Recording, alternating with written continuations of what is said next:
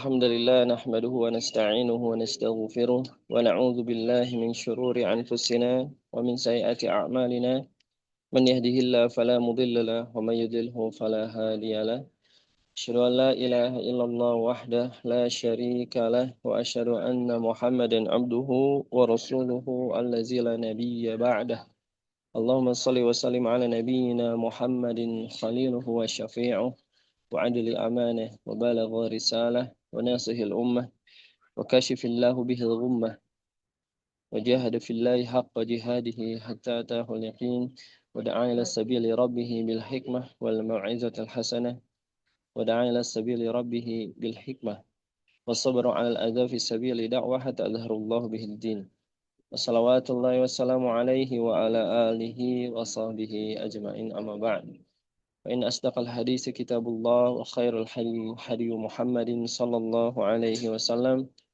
وشر الأمور في دين الله محدثاتها وكل محدثات بدعة وكل بدعة ضلالة وكل ضلالة في النار. Alhamdulillah jamaah virtual subuh yang dirahmati Allah Subhanahu wa taala. Hari ini Allah masih memberikan kesempatan kepada kita nikmat yang begitu agung, nikmat iman, Islam dan nikmat ukhuwah di mana kita masih diperkenankan untuk bertalabul ilmi, menuntut ilmu di tengah-tengah ibadah yang agung itu bulan puasa, berpuasa di bulan Ramadan. Salawat serta salam selalu tercurah limpahkan kepada Habibana Nabiyana Muhammadin sallallahu alaihi wasallam, kepada para keluarganya, sahabat, pengikut dan insya Allah kepada kita semua selaku umatnya hingga akhir zaman. Amin ya Allah ya Rabbal Alamin. Mengawali majelis virtual subuh kali ini, marilah kita awali dengan membaca basmalah bersama-sama. Bismillahirrahmanirrahim. Kemudian untuk menambah keberkahan pada pagi hari ini, marilah kita memurajaah salah satu surat dalam Al-Quran, yaitu surat Al-Insyirah. A'udzu billahi minasy syaithanir rajim. Bismillahirrahmanirrahim. Alam nashrah laka sadrak wa wada'na anka wizrak alladhi anqadha dhahrak wa rafa'na laka dhikrak fa inna ma'al usri yusra inna ma'al usri yusra فإذا فرغت فانصب وإلى ربك فارغب. Sadaqallahul azim. Alhamdulillah, mudah-mudahan dengan kita mengawali majelis kita murajaah salah satu surat di dalam Al-Quran bisa menambah keberkahan pada kesempatan kali ini. Baik jemaah virtual subuh yang dirahmati Allah SWT, tidak terasa kita sudah masuk di 10 malam terakhir di bulan Ramadan, yang dimana sudah kita ketahui bersama Allah SWT berfirman di dalam surat Al-Qadar, Lailatul Qadri khairum min alfi syahr, yang mana di bulan Ramadan akan Allah turunkan salah satu malam yang begitu mulia, yang mana malam ini merupakan malam yang khairum min alfi syahr, malam yang lebih baik dari 1000 bulan. Maka sebagian dari umat muslim hari ini dan mungkin sampai 30 Ramadan itu berbondong-bondong beriktikaf di masjid-masjid dalam rangka ittiba'ur Rasul, mengikuti sunnah Rasul, dan juga untuk berburu malam Lailatul Qadar karena begitu agung keutamaannya. Maka pada hari ini insya Allah bersama guru kita yaitu Ustadz Faris Baswedan LC, kita akan bersama-sama menyimak, mempelajari apa saja kiat-kiat di dalam i'tikaf ini dan juga sunnah-sunnah di bulan Syawal. Karena tentunya bulan Syawal dan bulan Ramadan ini saling berkaitan dan ada ibadah-ibadah yang keutamaannya begitu luar biasa di antara bulan Ramadan dan bulan Syawal ini. Baik, alhamdulillah untuk pemateri kita pada hari ini sudah berada di tengah-tengah kita. Maka oleh karena itu kita sambut terlebih dahulu, kita sapa terlebih dahulu. Bismillah. Assalamualaikum warahmatullahi wabarakatuh, Ustaz. Waalaikumsalam warahmatullahi wabarakatuh. Masya Allah. Alhamdulillah. Syukran. Jazakumullah khair, Ustaz. Sesudah dan sebelumnya telah berkenan untuk berbagi apa namanya sharing mengenai kajian kali ini, Insya Allah. Baik Ustaz, nampaknya sudah siap jamaahnya, maka kita langsung saja. Untuk itu kami persilakan waktu dan tempatnya kepada Ustadz Faris Baswedan LC. Terima kasih. Assalamualaikum warahmatullahi wabarakatuh. Waalaikumsalam Waalaikumsalam. warahmatullahi wabarakatuh. Bismillahirrahmanirrahim. Alhamdulillahi rabbil alamin. Wabihi nasta'inu ala umuri dunya wad din. Salatu wassalamu ala sayyidina wa habibina Muhammadin as-sadiqil wa'dil amin. وآله الطاهرين الطيبين وصحبه الغر الميامين ومن تبعهم بإحسان إلى يوم الدين. اللهم علمنا ما ينفعنا وانفعنا بما علمتنا وزدنا علما وأدبا وإخلاصا وعملا ينفعنا وألحقنا بعبادك الصالحين. Baik para pendengar semua, para jamaah semua yang semoga selalu diberkahi, dilindungi serta dimuliakan oleh Allah Subhanahu wa taala.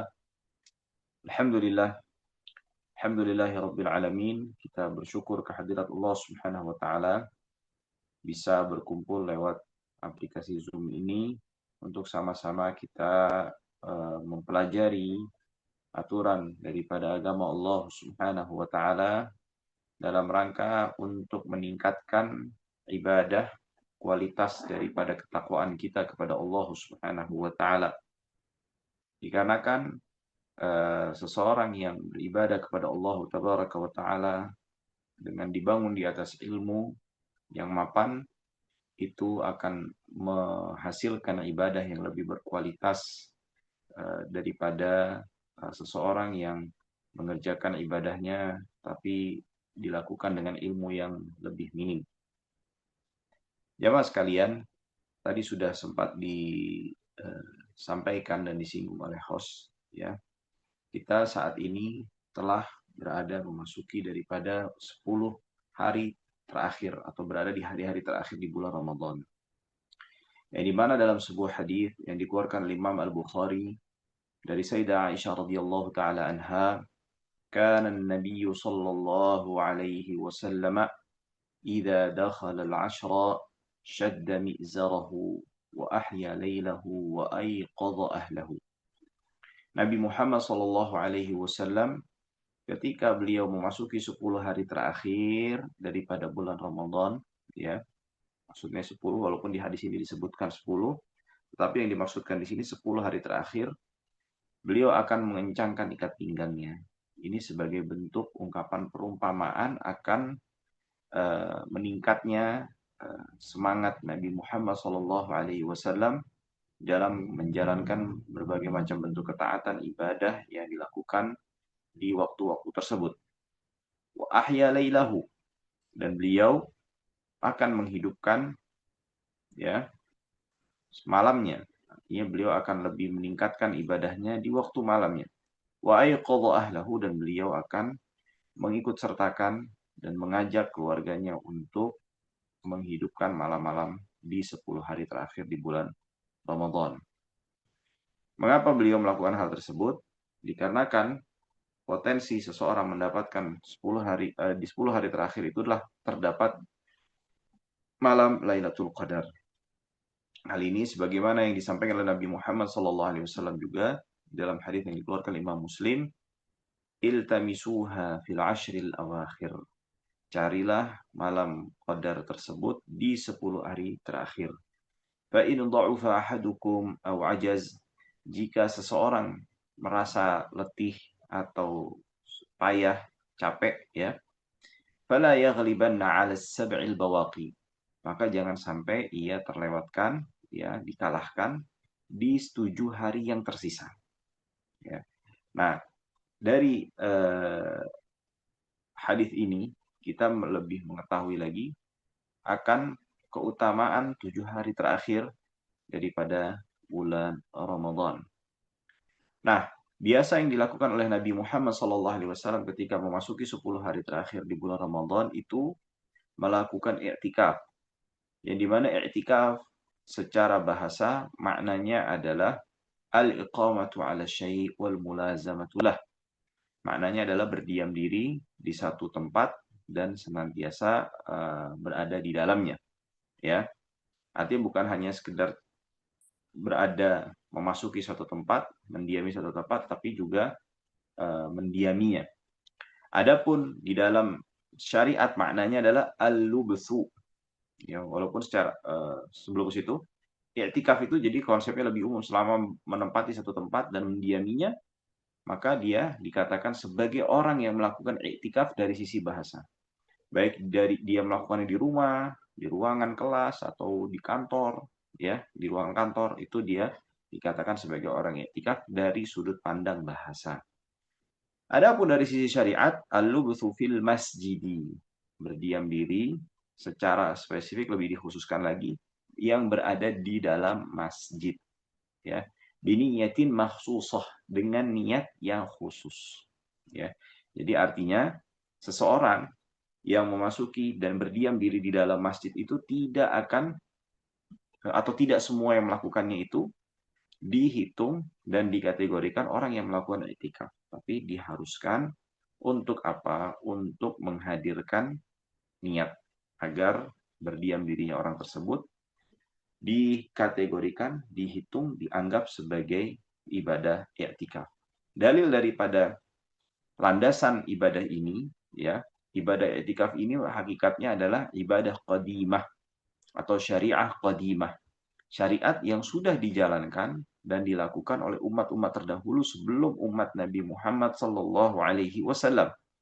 Sebagaimana yang Allah Subhanahu wa taala firmankan di dalam suratul Baqarah ayat 125, wa ahidna ila Ibrahim wa Ismail. Dan kami telah mengambil perjanjian daripada Nabiullah Ibrahim alaihissalam dan juga anaknya Nabiullah Ismail, an tahhira baitiya, untuk membersihkan, mensucikan rumahku, kata Allah Subhanahu wa taala. Untuk siapa? Lit-taifin, untuk orang-orang yang melakukan tawaf, wal akifin, dan orang yang melakukan i'tikaf, warruka'is sujud, dan yang melakukan ruku dan juga sujud di dalam rumah Allah Subhanahu wa taala. Oleh dari itu, di dalam riwayat Muslim, di riwayat Bukhari dan juga riwayat Muslim, anna Nabiya sallallahu alaihi wasallam kana ya'takiful ashra al-awakhir min Ramadan. Nabi Muhammad sallallahu alaihi wasallam dahulu senantiasa membiasakan untuk melaksanakan i'tikaf ketika memasuki 10 hari terakhir daripada bulan Ramadan. Tsumma i'takafa azwajuhu min ba'dih. Lalu kebiasaan ini atau amaliyah ini dilanjutkan oleh istri-istri beliau sepeninggal beliau Nabi Muhammad sallallahu alaihi wasallam, ya. Baik. Selanjutnya, hukum i'tikaf itu apa? Ya, para ulama menjelaskan secara hukum asalnya, hukum i'tikaf itu sifatnya adalah mustahab, disukai. Ini secara hukum asalnya. Mustahab setiap waktunya. Jadi tidak ada waktu-waktu khusus secara umum. Jadi harus i'tikaf di jam segini atau di hari ini, tidak ada. Ya. Kapanpun kita mau melakukan i'tikaf, masuk masjid dan menghadirkan niat i'tikaf di dalam hati, itu hukumnya adalah disukai, mustahab, ya. Akan tetapi disukai ini akan lebih ditekankan ketika memasuki 10 hari terakhir di bulan Ramadan, ya. Mengapa demikian? Karena tadi yang sudah disebutkan dan disampaikan, di dalam bulan Ramadan, di 10 hari terakhir bulan Ramadan ini terdapat satu malam yang dinamakan malam Qadar, yang hukumnya, yang fadilahnya itu lebih baik daripada 1000 bulan. Nah, hikmah daripada i'tikaf ini adalah apa? Kita sebagai seorang hamba perlu memiliki waktu dalam rangka untuk merefleksi, ya, melakukan evaluasi ke dalam diri kita, ya, membutuhkan waktu untuk kita bisa lebih fokus lagi, berinteraksi, ya, berkomunikasi, membangun hubungan kita dengan Allah Subhanahu wa Ta'ala. Oleh dari itu, ketika seseorang melakukan i'tikaf itu adalah momentum untuk membersihkan jiwa kita, ya, meningkatkan lagi interaksi dan hubungan kita dengan Allah Subhanahu wa Ta'ala. Sebagaimana kita ketika memiliki hubungan pertemanan dengan kenalan kita, ya tentu manusia umumnya, nggak ada kan yang di sini kenalan yang sama jin ya, ya sedikit bercanda aja. Ala kulli hal, tentu kan pasti membutuhkan waktu, ya, khusus untuk kita memperbaharui, memperkuat hubungan kita dengan bertemu, membangun komunikasi dan segala hal sarana yang bisa mempererat hubungan tersebut. Nah, i'tikaf ini merupakan apa? Sarana untuk melakukan hal tersebut. Adapun ketika di bulan Ramadan, itu hikmahnya adalah diantaranya untuk menjadikan ibadah kita ini lebih maksimal. Ibadah kita ini apa? Lebih maksimal. Maksudnya seperti apa? Bila kita perhatikan, ketika kita puasa, yang dimana berpuasa ini dilakukan sejak terbit fajar. Maksudnya fajar di sini bukan matahari ya, tapi maksudnya adalah waktu subuh. Ya, hingga terbenamnya matahari atau bisa dikatakan telah masuk waktu maghrib. Selama waktu tersebut yang kita lewati, seluruh bagian waktu tersebut, ya, itu dinilai bagi kita adalah sebagai sebuah ibadah. Mau kita habiskan dalam kondisi apapun selama bukan maksiat dan bukan hal-hal yang dilarang oleh Allah ya. Ya, selama hal yang dimubahkan, kita lewati waktu tersebut dengan hal yang dimubahkan oleh Allah, disunnahkan ataupun diwajibkan, semuanya tetap dihitung sebagai ibadah.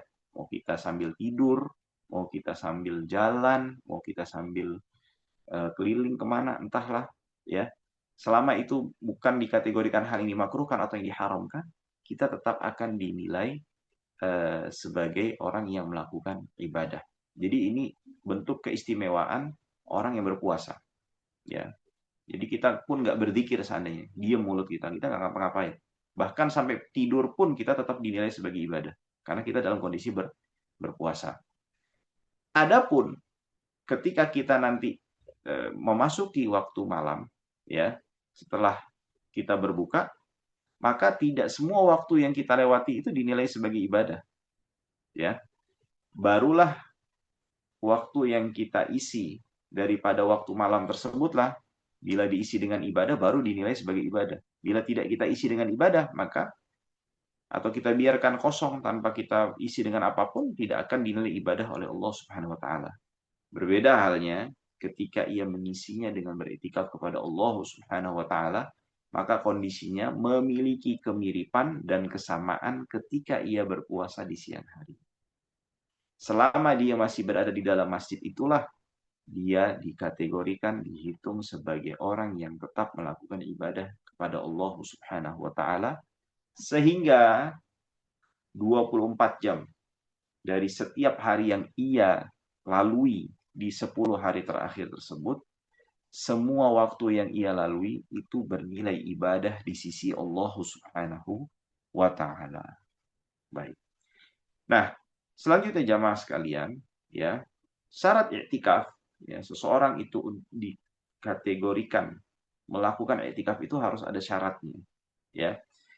Syaratnya itu hanya ada 2 saja. Apa? Yang pertama adalah niat. Dia menghadirkan niat bahwasannya saya akan memasuki masjid ini dalam rangka untuk beriktikaf untuk Allah Subhanahu wa Ta'ala, dan dia hadirkan di dalam hati, ya. Baik di saat dia baru masuk ke dalam masjid ataupun di tengah-tengah dia di tengah-tengah berdiam dirinya di dalam masjid, dia menghadirkan niat tersebut di dalam hati. Maka sejak saat itu pula lah ya berdiam dirinya orang tersebut dikategorikan sebagai orang yang melakukan i'tikaf. Lalu yang kedua adalah al-lubthu, ya berdiam diri. Jadi bukan orang yang keluar lantas lalu setelah itu langsung orang yang masuk lalu segera keluar. Karena itu tidak dikategorikan sebagai orang yang berdiam diri. Dia minimal ya sebagian ulama mengatakan beriktikaf itu sejenak saja dia berdiam atau diam di dalam masjid itu tetap dinilai sebagai sebuah iktikaf dan dikategorikan berdiam dirinya itu sebagai iktikaf. Nah, jadi kalau pendapat ini bisa dipakai untuk siapa ya? Orang yang kalau di Jakarta itu ada istilahnya apa iktikaf kalong namanya. Apa tuh iktikaf kalong tuh maksudnya? Jadi dia iktikafnya cuma waktu malam aja. Siangnya dia entah kerja atau apa. Intinya dia tidak bisa untuk berdiam diri di masjid karena ada hal yang lain yang dia harus kerjakan di waktu tersebut. Nah, jadi walaupun sebagian fuqaha, terutama dari kalangan Malikiyah, mensyaratkan i'tikaf itu baru dikategorikan berdiam diri di masjidnya itu sebagai sebuah i'tikaf bila dia melewati 1 hari 1 malam. Selama 1 hari 1 malam baru dikategorikan i'tikaf. Jadi setelah dia melewati 24 jam, maka 24 jam yang ia lalui di dalam masjid baru dikategorikan sebagai i'tikaf. Kalau dia hanya melewati beberapa menit, beberapa jam, maka berdiam diri tersebut tidak dinilai sebagai sebuah i'tikaf. Lalu apa hujahnya bagi mereka yang mengatakan bahwasannya berdiam diri walaupun sejenak saja itu dikategorikan sebagai i'tikaf? Dikarenakan Allah Subhanahu wa taala menggunakan kata i'tikaf. Yang dimana tadi sudah disampaikan, arti kata i'tikaf itu adalah berdiam diri. Seseorang bisa dikatakan dari sudut bahasa itu dikatakan seorang yang beriktikaf walaupun dia melakukannya dalam waktu yang singkat ataupun sejenak saja. Jadi sudah memenuhi kriteria dari sudut pandang apa? Bahasa. Ketika syariat menggunakan kata tersebut, maka yang berlaku di dalam sudut pandang bahasa pun juga diberlakukan di dalam syariat, hanya saja ditambahkan aturan-aturan kriteria-kriteria yang lainnya yang ditambahkan oleh syariat. Oke, kembali lagi. Itu adalah 2 syarat sah untuk melakukan i'tikaf. Lalu pertanyaannya, apakah seseorang yang beriktikaf secara umum harus melakukannya sambil dia berpuasa? Tidak harus jawabannya. Hal ini berdasarkan sebuah hadis yang dikeluarkan oleh Imam Al-Hakim di mana Nabi Muhammad SAW bersabda, "Laisa 'alal mu'takifi shiyamun illa an yaj'alahu 'ala nafsihi." Tidak ada syarat atau tidak disyaratkan, tidak diharuskan bagi orang yang beriktikaf itu untuk melakukannya sambil dia berpuasa, kecuali dia dalam kondisi untuk mengharuskan dirinya sendiri. Tapi kalau dia bernazar, saya akan beriktikaf dalam kondisi saya berpuasa, barulah puasanya tersebut diwajibkan. Sebelum saya lanjutkan, ini jaringannya aman ya? Suara saya jelas. Aman ya? Alhamdulillah. Baik. Selanjutnya, adab-adab yang harus diperhatikan ketika seseorang melakukan i'tikaf. Yang pertama adalah hendaknya orang tersebut untuk senantiasa mengisi waktu i'tikafnya itu dengan berbagai macam bentuk ketaatan kepada Allah Subhanahu wa taala. Itu sebisa mungkin untuk melakukannya seperti itu. Jadi sebisa mungkin, walaupun tidak harus, tetapi sebisa mungkin, ya.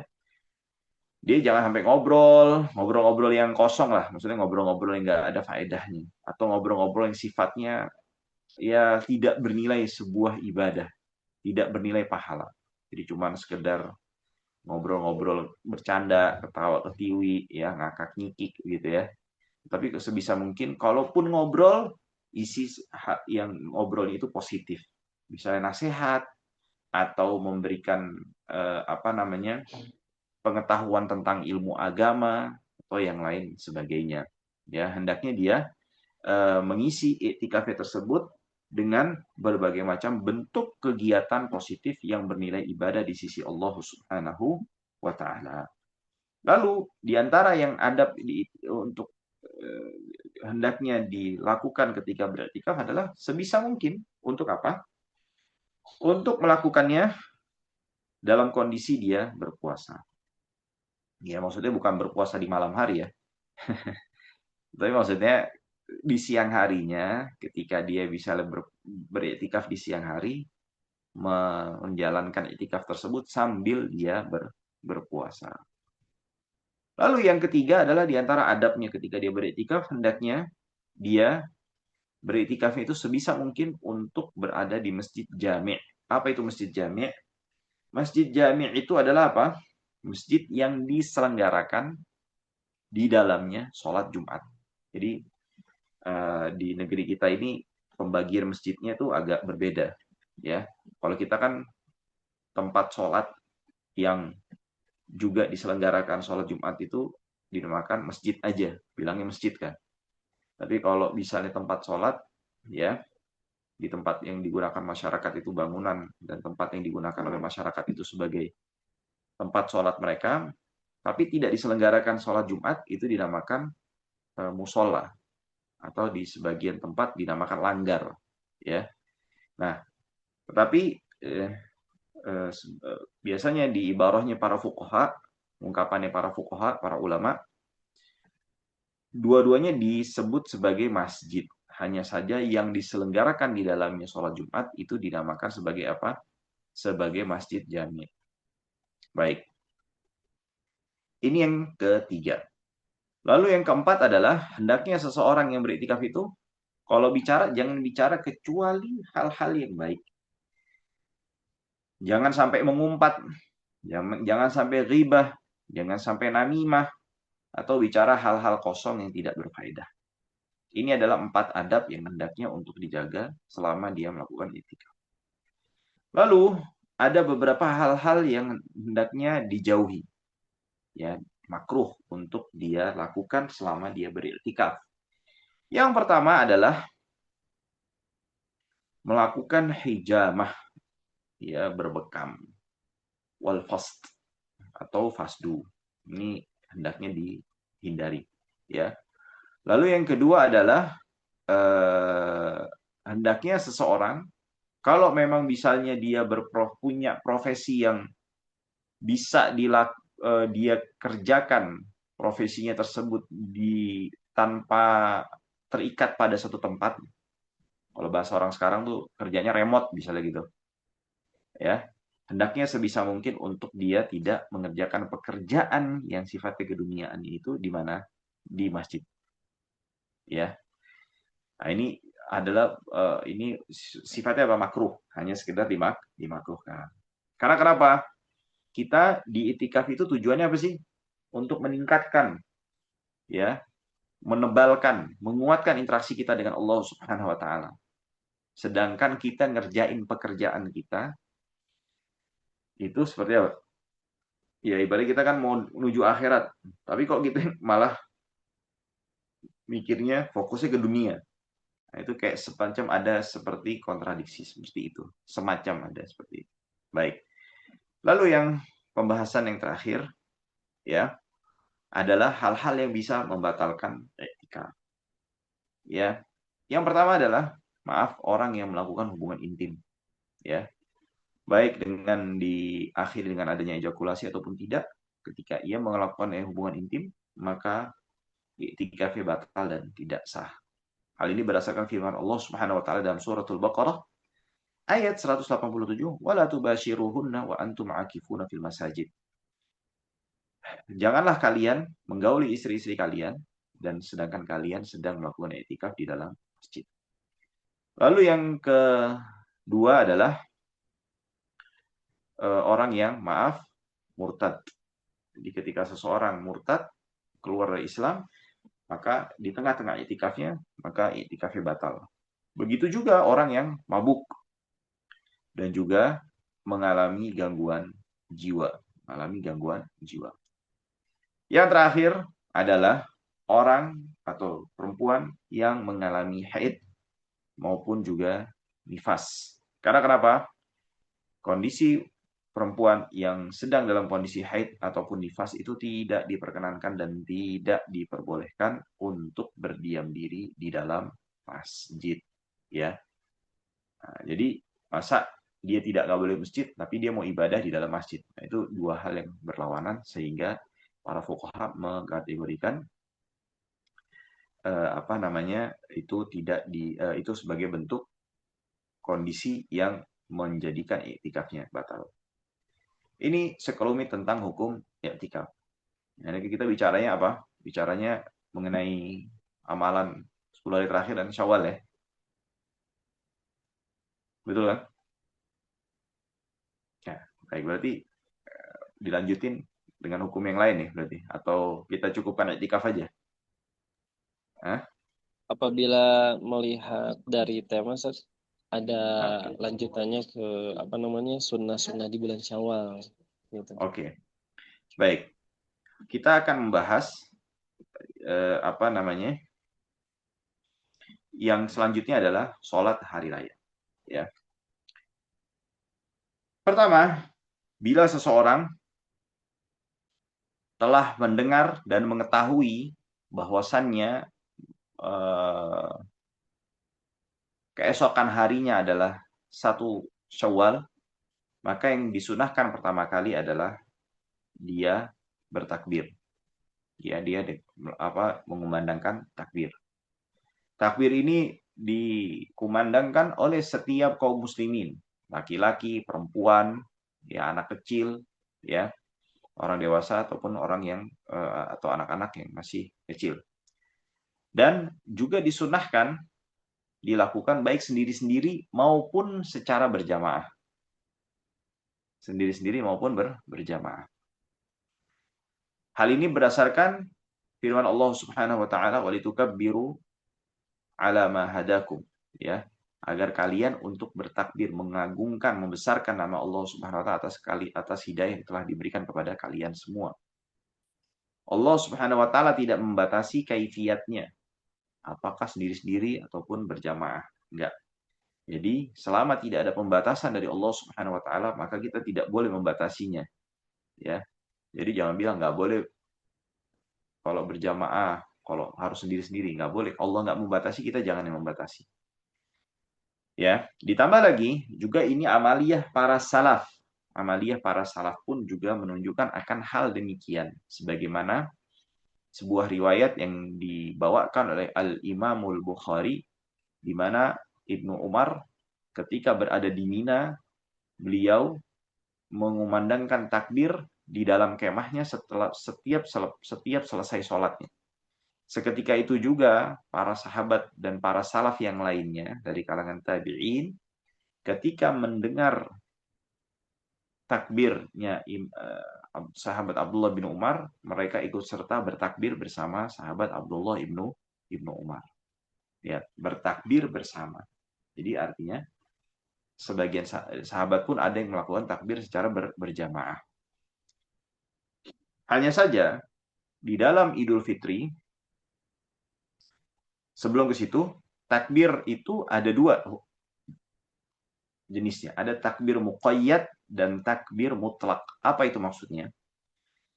Takbir mutlak itu adalah takbir yang dikumandangkan sejak terbenamnya matahari, ya, di malam 1 Syawal sampai kapan? Sampai dimulainya sholat.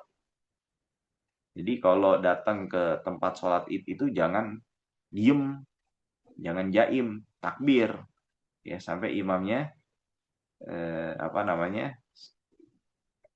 memulai sholat baru berhenti di situ. Itu namanya takbir mutlak. Adapun takbir muqayyad adalah takbir yang dikumandangkan selepas selesai sholat. Dan ini hanya berada di kapan? Di hari raya Idul Adha. Kapan waktunya? Sejak subuh, ya, tanggal 9 Zulhijjah sampai asar tanggal 13 di bulan Zulhijjah. Jadi ada berapa hari itu? Ada 9, 10, 11, 12, 13. Ada 5 hari kita bertakbir. Nah, ini sunnah yang saya dapetin jarang yang melakukannya secara full. Ya.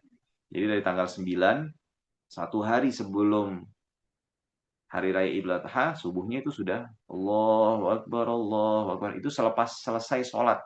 Sholat wajib maupun sholat sunnah. Dan para ulama menjelaskan, itu lebih afdol, artinya bertakbir setelah sholat, daripada dia berzikir setelah selesai sholat. Jadi para ulama mengatakan di waktu itu, bertakbir dahulu, setelah selesai sholat, baru berzikir. Ya. Nah, itu adalah takbir yang disebut sebagai takbir muqayyad, ya.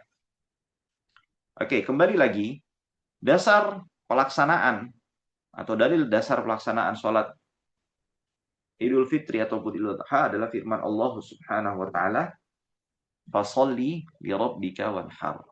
Maka sholatlah untuk Tuhanmu dan menyembelihlah. Maksudnya sholat di sini konteksnya adalah apa? Konteksnya adalah sholat di hari raya.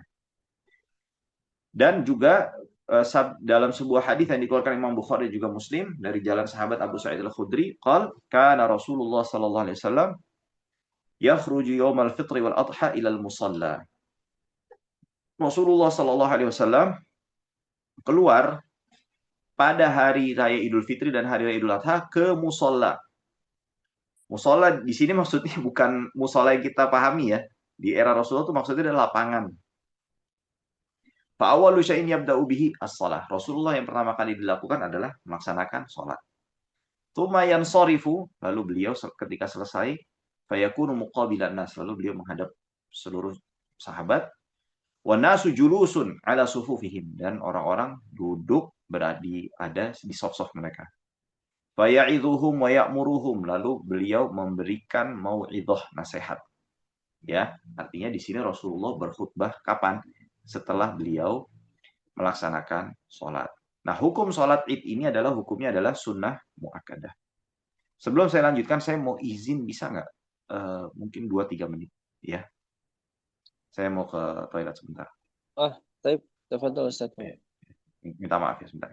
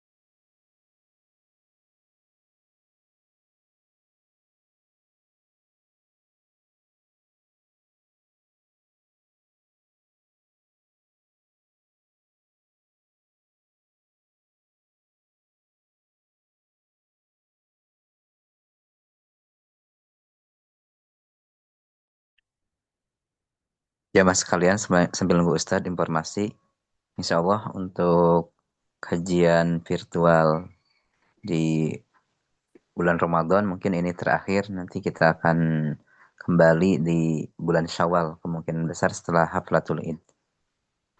Itu dia informasinya.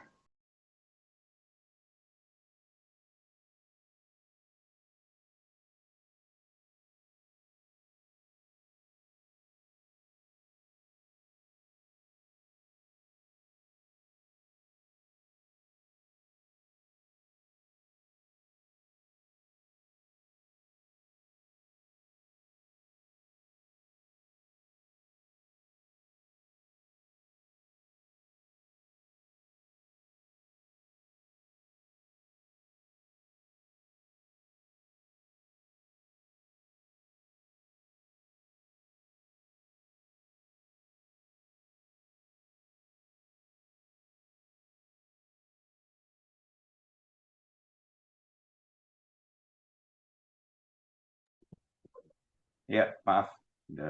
Kita kembali lagi, kita lanjutkan. Ya. Baik, tadi kita sekarang masuk kepada hukum melaksanakan sholat hari raya. Ya, hukumnya adalah sunnah muakkadah. Ya, sunnah muakkadah. Dan di mana hari raya pelaksanaan sholat Idul Fitri maupun Idul Adha ini tidak pernah ditinggalkan oleh Nabi Muhammad Sallallahu Alaihi Wasallam di masa hidupnya semenjak disyariatkannya sholat sunnah Idul Fitri maupun Idul Adha. Ya, baik. Selanjutnya yang menunjukkan akan tidak wajibnya akan hal tersebut adalah sabda Nabi Muhammad Sallallahu Alaihi Wasallam ketika beliau ditanya apakah ada apa saja sholat yang diwajibkan atas saya. Ketika seseorang bertanya kepada Nabi Muhammad, beliau mengatakan khamsu shalawatin fil yaumi wal lailah. Ada 5 sholat yang diwajibkan dalam satu hari satu malam. Lalu orang tersebut kembali bertanya, hal alayya ghairuha, apakah ada yang diwajibkan bagi saya selainnya? Beliau mengatakan la illa an tatawwa, tidak ada kecuali yang sunnah saja. Jadi artinya selain yang 5 waktu ini, maka hukumnya sholatnya adalah sifatnya apa? Sunnah muakkadah. Baik. Selanjutnya, waktu pelaksanaan sholat id kapan? Waktu sholat id ini, pelaksanaannya dimulai sejak terbit matahari. Tetapi bukan hanya sekedar terbit saja, tetapi ketika terbitnya sudah meninggi. Itu biasanya berapa lama? Misalnya syuruk ya, atau yang dinamakan syuruk ya. Biasanya orang terbit matahari itu dinamakan syuruk ya. Misalnya syuruk terbit sekarang kan saat ini 5.57 ya. Maka pelaksanaan sholat id itu bukan pukul 5.57, maksudnya masuk waktu sholat itu bukan 5.57, tetapi ditambah lagi 16 menit. Ditambah 16 menit. Jadi kurang lebih sekitar pukul 6 lewat 13 menit. Ya. Itu baru masuk waktu sholat id, dan ini pula lah waktu sholat duha dan juga sholat sunnah syuruk. Jadi kalau ada yang biasa melakukan i'tikaf setelah atau berdiam diri di masjid setelah melaksanakan sholat subuh, jadi begitu sudah waktu syuruk jangan langsung buru-buru sholat. Tunggu sampai 16 menit baru dia melaksanakan sholat. Karena itu waktu terlarang. Waktu baru terbit matahari itu adalah waktu yang terlarang, tidak boleh dilakukan sholat di waktu tersebut. Hanya saja di dalam sholat Idul Fitri ini pelaksanaannya dianjurkan agar agak sedikit ditunda dibandingkan pelaksanaan sholat apa? Idul Adha. Jadi Idul Adha itu agak lebih pagi pelaksanaannya, berbeda dengan sholat Idul Fitri. Mengapa demikian? Ya, kalau Idul Adha lapar. Kalau Idul Fitri, kondisinya ada isinya perutnya. Seperti itu. Baik. Kaifiatnya, bagaimana kaifiatnya? Kaifiatnya ya sebagai pada umumnya sholat, ya, hanya saja ada kaifiat yang sedikit berbeda. Perbedaannya di mana? Orang ketika bertakbir Allahu Akbar, ya, maka setelah dia bertakbir dia membaca doa iftitah terlebih dahulu. Wajjahtu wajhiya lillazi fatara sama atau Allahumma ba'id baini wa baina khataaya kama ba'adta bainal masyriqi wal maghrib, atau doa iftitah yang lainnya. Setelah dia membaca doa iftitah, barulah dia bertakbir sebanyak 7 kali. Sebanyak 7 kali. Ya. Begitu juga nanti setelah dia bertakbir 7 kali, dia membaca ta'awudz, Al-Fatihah, dan membaca surat. Ya. Dianjurkan membaca surat seperti apa? Sabbihisma rabbikal a'la, atau surat-surat yang lainnya yang dibaca oleh Rasulullah Shallallahu alaihi wasallam.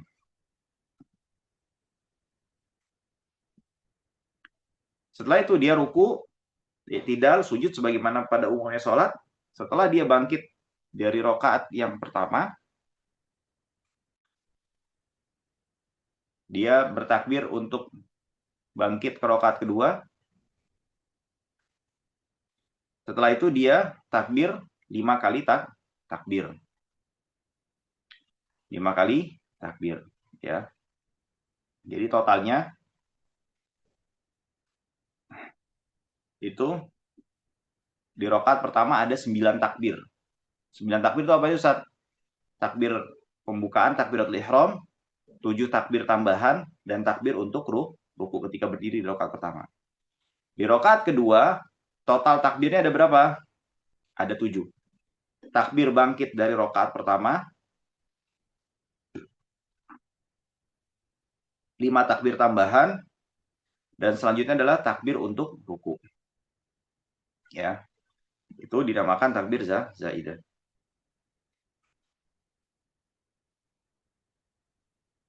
Selanjutnya, setelah melaksanakan sholat id, disunahkan untuk apa? Menyampaikan khutbah. Imamnya menyampaikan khutbah. Ya. Khutbahnya seperti apa? Al-Imam Ibnu Hazm mengatakan di dalam kitabnya Al-Muhalla, yang dikerjakan oleh kaum muslimin di seluruh penjuru negeri, dari generasi ke generasi, dengan melaksanakannya 2 kali khutbah. Jadi bisa dikatakan seperti ijma' amali. Ijma' tapi bentuknya perbuatan.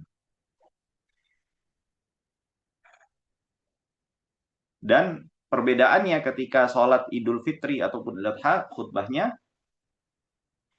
itu pada khutbah pertama dimulai dengan bertakbir sebanyak 9 kali. Allahu Akbar, Allahu Akbar, Allahu Akbar, Allahu Akbar, sampai 9 kali. Ya, baru hamdalah, wasiat takwa, baca Quran. Ya, ada ayat yang dibaca. Adapun di khutbah yang kedua, maka dia mulainya dengan 7 kali takbir terlebih dahulu. Baik. Lalu pertanyaannya, di mana pelaksanaan sholat id? Ya. Para ulama menjelaskan afdolnya pelaksanaannya di masjid bila masjidnya menampung, punya daya tampung yang besar dan banyak. Ya, kriteria begitu. Ustaz, bukankah Rasulullah Shallallahu alaihi wasallam melaksanakannya di lapangan? Betul ya? Jawabannya, karena di hari raya sahabat itu jauh lebih banyak yang ikut serta dibandingkan sholat Jumat. Bahkan sahabat yang bukan berada di kota Madinah, yang tinggal di pinggiran, di sekeliling kota Madinah pun juga turut serta menghadiri sholat id bersama Rasulullah Shallallahu alaihi wasallam. Dan ketika itu masjid Rasulullah Shallallahu alaihi wasallam bisa dikatakan masihlah kecil. Daya tampungnya tidaklah besar sebagaimana Masjid Nabawi saat ini. Ya, dulu kota Madinah itu besarannya besarnya itu ya sebesar Masjid Nabawi saat ini. Kebayang nggak tuh? Besaran masjid kota Madinah itu sebesar Masjid Nabawi era ini. Jadi kalau antum yang umroh ke Madinah, keliling Masjid Nabawi, itu hakikatnya antum sudah keliling kota Madinah di era Nabi Muhammad SAW. Ya, oleh dari itu Rasulullah SAW melaksanakan sholat ini di mana? Di lapangan, untuk menampung seluruh jamaah yang ada.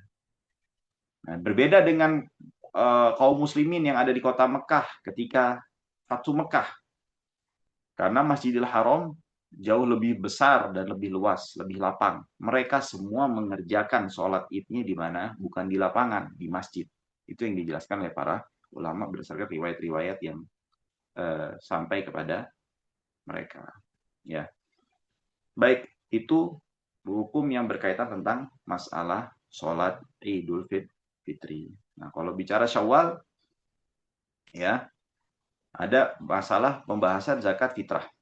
Ya, nah ini kalau kita bahas waktunya nggak cukup, tapi saya akan sedikit membahas, ini bisa kita bahas dalam waktu 2-3 menit, yaitu perkara puasa sunnah Syawal. Baik, sunnah Syawal ini dianjurkan oleh syariat, ya, berdasarkan hadis man shoma Ramadan thumma atba'ahu sittan min Syawal, ya, siapa yang berpuasa Ramadan lalu melanjutkannya dengan berpuasa 6 hari di bulan Syawal, maka seperti orang yang puasa dalam 1 tahun. Mengapa demikian? Karena kita tahu puasa itu kan 30 hari yang diwajibkan. Nah, setiap ibadah itu secara umum dilipat gandakan 10. 10 kali 30 itu sama dengan 300. Ditambah 6, maka 360 mendekati waktu hari di dalam 1 tahun. Ya, oleh itu disyariatkan. Nah, timbul pertanyaan, Ustadz, bagaimana orang yang misalnya orang yang punya qadha, artinya dia ada beberapa hari yang tidak berpuasa di bulan Ramadan karena ada uzur, misalnya sakit atau apa. Apakah dia diperkenankan untuk melaksanakan puasa Syawal atau dia diharuskan untuk mengqadha puasa terlebih dahulu baru melakukan puasa Syawal? Di dalam masalah ini ada 2 pendapat. Pendapat yang pertama, seseorang yang belum mengganti puasanya yang ditinggalkan di bulan Ramadan, maka tidak diperkenankan dia untuk melakukan Syawal. Puasa sunnah Syawal. Ya. Dan ini pendapat yang dipilih oleh mazhab Hanbali. Adapun di dalam mazhab Syafi'i, boleh saja seseorang melakukan sunnah Syawal sebelum dia mengganti puasa Ramadannya, hanya saja ya fadilahnya, keutamaannya tidak sempurna. Bahkan di dalam mazhab Syafi'i diperbolehkan dia qadha, ya, ketika dia berpuasa untuk qadha dengan meniatkan secara sekaligus untuk melaksanakan sunnah Syawal. Jadi 2 in 1. 2 in 1. Hanya saja para ulama Syafi'iyah berbeda pendapat. Apakah ketika dia melakukan 2 in 1 itu dia dapat pahala Syawal juga, ya, dapat pahala Syawal juga apa enggak gitu, ya. Sebagian ulama Syafi'iyah mengatakan dia tidak dapat pahala Syawal, tapi hanya terhitung melakukan sunnah Syawal, tapi tidak dapat pahalanya. Terhitung melakukan sunnah Syawal, tapi tidak mendapatkan pahalanya. Kalau dia niatnya dua itu diniatkan secara sekaligus. Pendapat yang kedua, dia terhitung melaksanakan sunnah Syawal, plus dia dapat pahalanya, hanya saja pahalanya tidak sempurna. Tidak seperti orang yang qadha dulu, baru dia puasa Syawal. Nah, ini jadi ada 3, kalau kita lebih perinci lagi, ada 3 pendapat di dalam masalah ini. Wallahu a'lam bishawab. Baik, Masya Allah. Syukran, jazakumullah khair Ustaz untuk ilmu Ya. yang sudah disampaikan ya. Insya Allah ada beberapa hal yang bisa kita simpulkan dari apa yang sudah disampaikan dari guru kita. Yang pertama, itikaf merupakan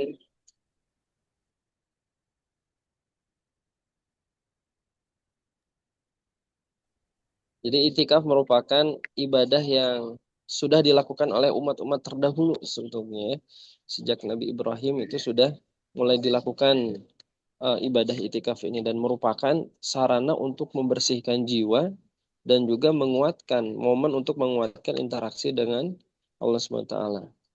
Dan berpuasa di bulan Ramadan ini merupakan nilai ibadah meskipun ia sedang tertidur gitu ya. Sehingga di malam hari itu tidak dikatakan ibadah melainkan dengan cara beriktikaf salah satunya. Kemudian tadi juga sempat disampaikan syarat itikaf ini ada dua, niat yang pertama dan juga berdiam diri di masjid untuk beribadah. Meskipun para ulama berbeda pendapat mengenai berdiam diri, mengenai waktunya ataupun tempatnya, seperti itu Ustaz ya. Dan juga masuk ke ibadah di bulan Syawal, amalan yang pertama kali dilakukan adalah bertakbir, mengumandangkan takbir, diikuti dengan sholat Id, dan dilanjutkan dengan khutbah Id. Kemudian ditutup dengan uh, puasa sunnah Syawal yang 6 hari dengan kaifiah yang telah disampaikan oleh Ustaz.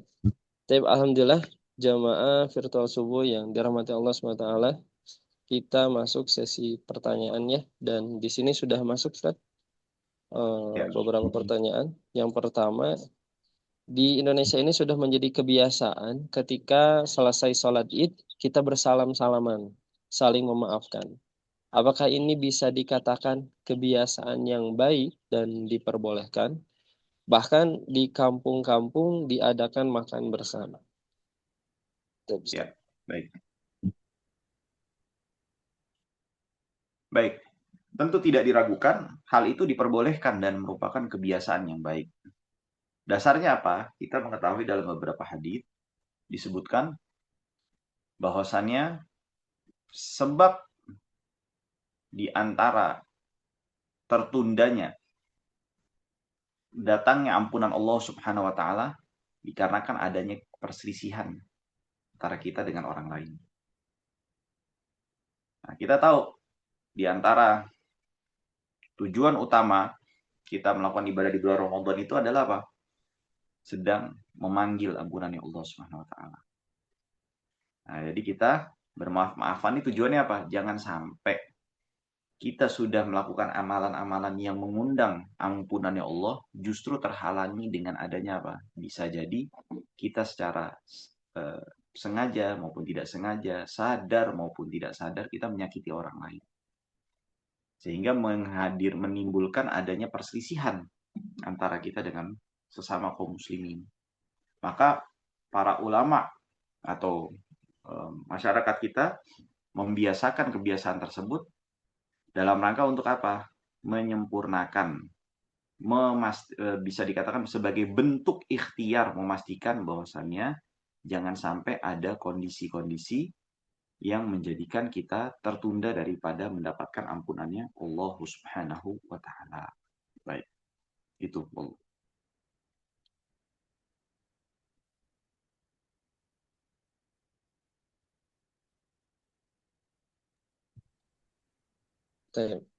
Ustaz, ada pertanyaan lagi yang masuk.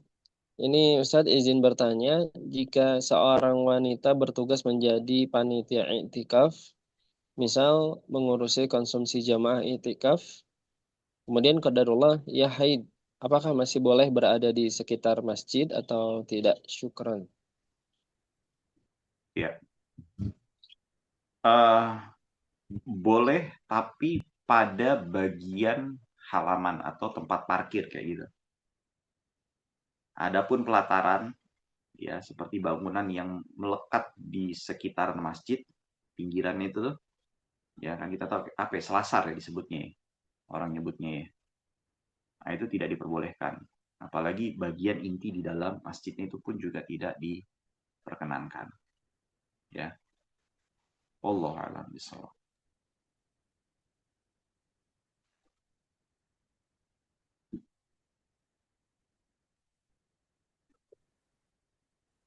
Pak, pertanyaan masuk. Iya, ini ada Nah, saum kan dengan saum sunnah menurut pendapat yang masyhur. Menggabungkan puasa sunnah dengan puasa wajib ya.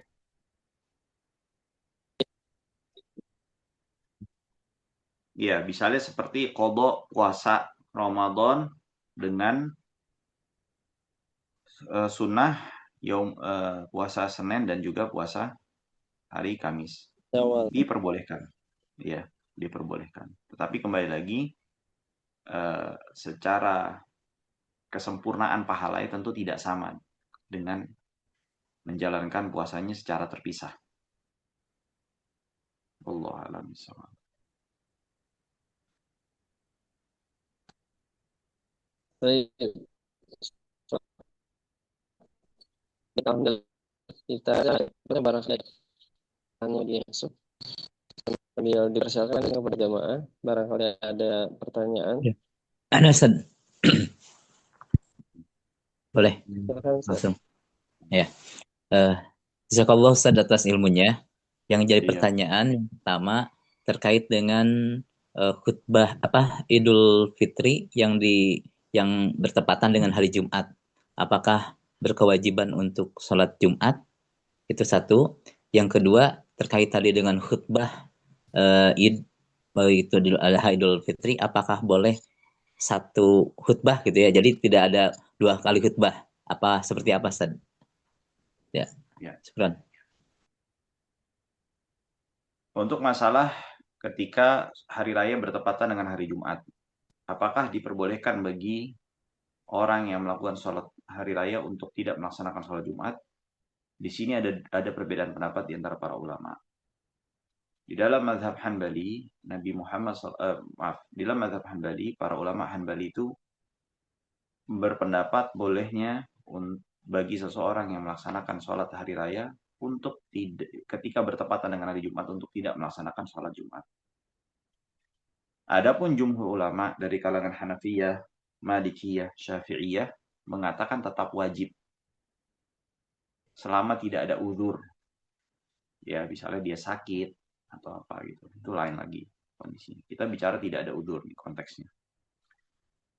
Lalu di dalam mazhab Hanbali itu berdalil bahwasanya Rasulullah Shallallahu Alaihi Wasallam mengizinkan sebagian sahabatnya untuk tidak melaksanakan sholat Jumat ketika hari raya Idul Fitri atau Idul Adha itu bertepatan dengan hari Jumat. Nah, lalu bagaimana para ulama dari kalangan jumhur menyikapi hadis tersebut? Mereka memberikan komentar dan jawaban. Bahwasannya sahabat yang diizinkan oleh Nabi Muhammad SAW itu adalah mereka yang tinggal di daerah Awali namanya. Awali itu bukan di kota Madinah, tapi kayak di pinggiran kota Madinah. Jadi jauh sekali dari kota Madinah kala itu. Nah, jadi kalau misalnya mereka paginya sudah datang sholat id, terus kembali ke rumahnya, itu akan memberatkan bagi mereka untuk apa?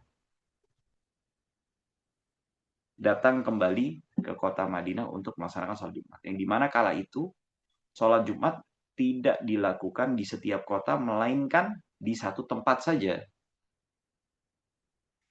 Ya, jadi di kota Madinah tuh nggak ada dua sholat Jumat. Ya, hanya diselenggarakan di masjidnya Nabi Muhammad SAW. Itu yang menjadi argumen daripada jumhur ulama. Sehingga kembali kepada hukum asalnya, bahwasannya itu merupakan kondisi khusus yang tidak bisa diterapkan pada setiap kaum muslimin. Baik, ini yang pertama. Lalu yang kedua, apakah boleh melaksanakan khutbah idnya satu kali? Boleh saja. Boleh saja. Kalau dikatakan boleh nih ya, boleh saja.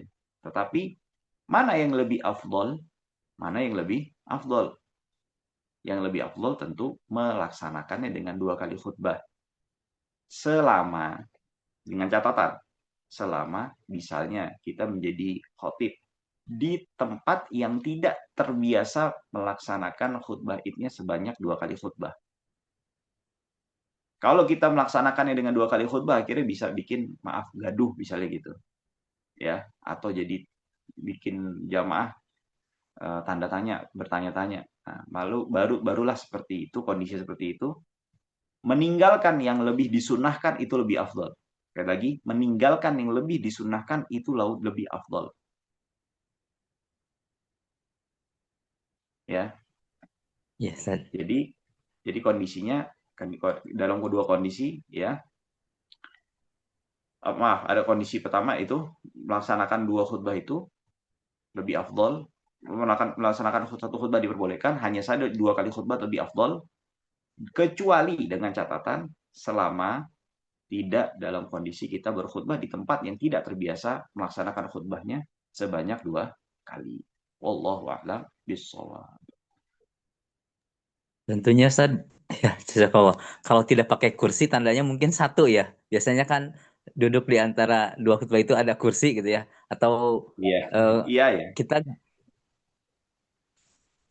Gimana gimana gimana? Ustaz? Iya, Ya artinya biasanya dua kali ya. khutbah itu kurang lebih mirip dengan cara khutbah Jumat. Jumat. Iya, Iya, adanya ya. duduk di antara 2 khutbah tersebut. Iya. Ya, siap. Syukran Ustaz. Apa?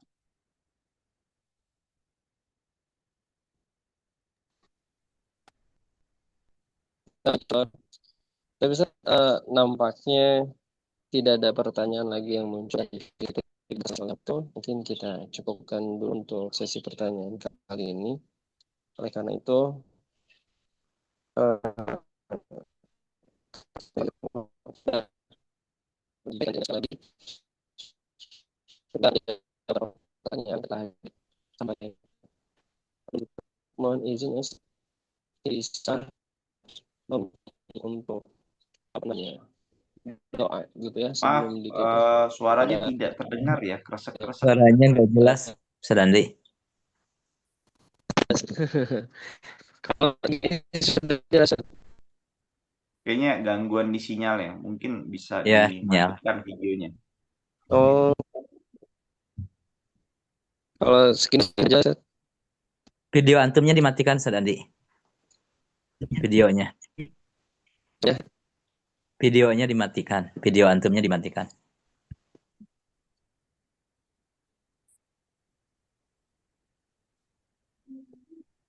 coba dulu. Nah, Suaranya gimana sudah Ustaz? jelas, Nah, jelas, jelas. lancar. Ya, mohon maaf Ustaz ya. Baik, Nggak apa-apa. mohon izin Ustaz untuk sebelum menutup kegiatan ini untuk bisa memimpin doa terlebih dahulu. Baik.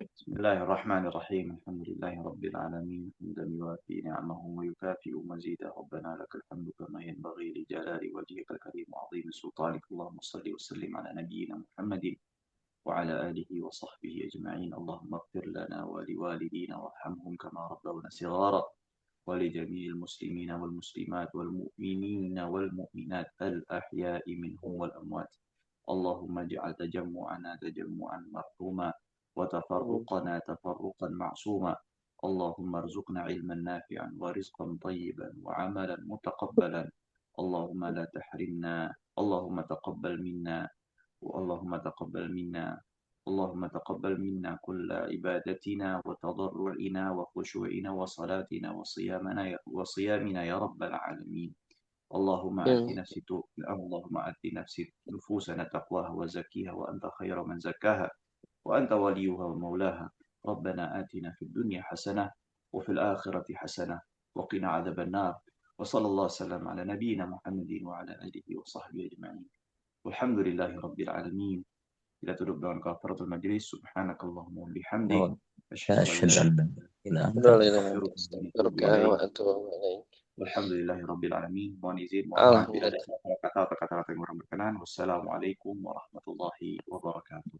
Waalaikumsalam warahmatullahi wabarakatuh. Baik, syukron kami ucapkan sekali lagi kepada Ustadz Faris Baswa dan Elsi yang telah menyampaikan ilmunya pada hari ini mengenai i'tikaf dan juga sunnah-sunnah di bulan Syawal.